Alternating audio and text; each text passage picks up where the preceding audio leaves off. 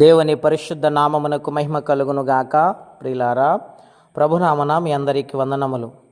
దేవుని వాక్యము ధ్యానిందాము. సంఖ్యాకాండము 14వ అధ్యాయము 21వ వచనం.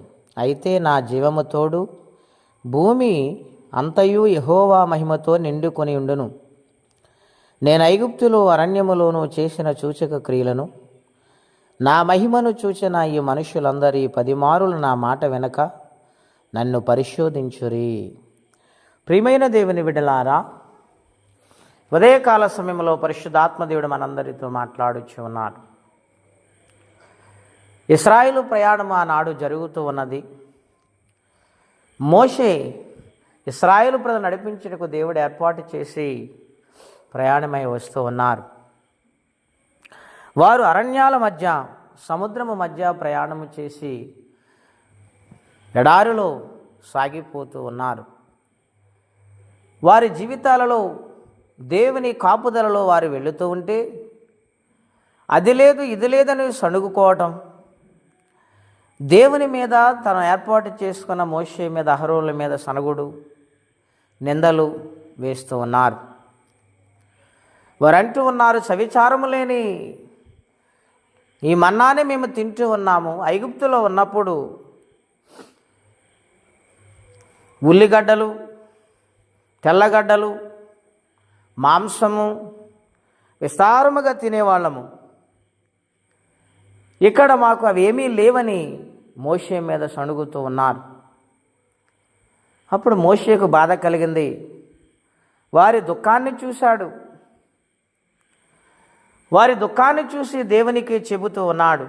దేవుడు విని చాలా బాధపడ్డారు. ఆయన కోపగించుకుంటే మరలా ప్రార్థన చేసి ఆయన శాంతపరుస్తూ బ్రతిమాలుతూ ఉండేవాడు మోషే.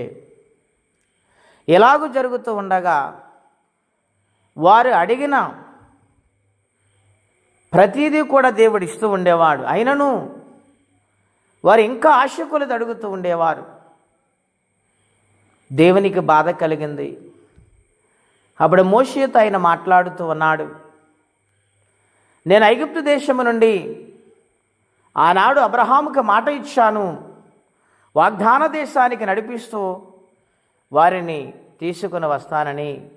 ఈ ప్రయాణంలో వారు నాకు మర్రపెట్టినప్పుడు నేను విడిపించి తీసుకుని వస్తూ ఉండగా ఎన్నో మారులు నా మీద 10 మార్లు తిరగబడ్డారు, నన్ను శోధించారు, నా మాట వారు వినలేదు అని మోషేతో దేవుడు మాట్లాడుచు ఉన్నారు. ప్రియమైన దేవుని బిడ్డలారా, దేవుడే స్వయముగా వారితో నడిచినప్పుడు వారికి లోటేంటండి? దేవుడే వారికి ఆహారము, నరులు భుజించని ఆకాశ ధాన్యాన్ని, దేవదూతల ఆహారాన్ని దేవుడు వారికి ఇచ్చారు. బండ నుండి మధురమైన జలాలు తాగుతూ ఉన్నారు. దీనిని వారు స్వీకరిస్తూ కూడా ఆశకులు అడిగి దేవుని మాటను లెక్క చేయకుండా అహంకారులై శోధిస్తూ ఉన్నారు. ప్రియా దేవుని బిడ్డలారా, మన జీవితాలు దేవుని స్వాధీనములో ఉన్నాయి. ఆయన లోకానికి మనల్ని పంపించాడు. ఆయన చెప్పినట్లుగా మనం వినాలి తప్ప ఆయన మాట ప్రకారం బ్రతకాలి. కానీ ఇష్టానుసారంగా ఆశకులది మనము ముందుకెళ్ళటం ఏమాత్రం మంచిది కాదని ప్రభు పేట మీకు మనవి చేస్తూ ఉన్నాను. ప్రియా దేవుని బిడ్డలారా, వారు శోధించటం బట్టి, మాట వినకపోవటం బట్టి వారు భయంకరమైన ఉగ్రతకు లోనైపోయారని అధ్యాయంలో రాయబడి ఉన్నది. దేవుడు వారిని వాగ్దాన దేశానికి తీసుకెళ్ళటానికి ఇష్టపడలేకపోయాడు. కారణం వారి ఆశ, వారి యొక్క తీవ్రమైన ఆశ. దేవుని బిడ్డ, దేవుని సన్నిధానములో బ్రతుకుతున్న వారలారా, మీకు ఏమి కావాలో, మాకు ఏమి కావాలో ప్రతిదీ ఆయనకు తెలుసు గనుక ఆయన నీతిని, రాజ్యాన్ని ఎదుగువారిగా ఉండాలి. ఆయన మాటను ఎన్నడూ జవదాటకూడదు, నిర్లక్ష్యము చేయకూడదు. లోబడేవారిగా ఉంటే దేవుడు దీవిస్తాడు. వ్యతిరేకిస్తే ఆయన ఉగ్రత వస్తుందని హెచ్చరిక చేస్తున్నాడు ఈ అధ్యాయంలో. కనుక దేవుని మాట వినేవారికి ఉందామా? ఏది కావాలన్నా ఆయన పాదాలు పట్టుకుని బ్రతిమాలితే ఖచ్చితంగా ఆయన సహాయం చేస్తాడు. అంతేగాని సొంత ఆలోచనలు కలిగి దేవుని మీద నిందలేస్తూ ఆయన శోధిస్తూ ఉంటే ఆయన కోపము రాదా?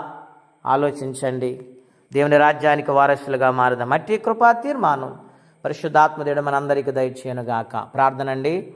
అత్యంత కృప కలిగిన దేవా, మహోన్నతమైన మీ నామము కొరకే వందనాలు నాయనా. ఆనాడు నీ మాట వెనక అరణ్యములో ఒక రాలినట్లుగా వారు రాలిపోయారు.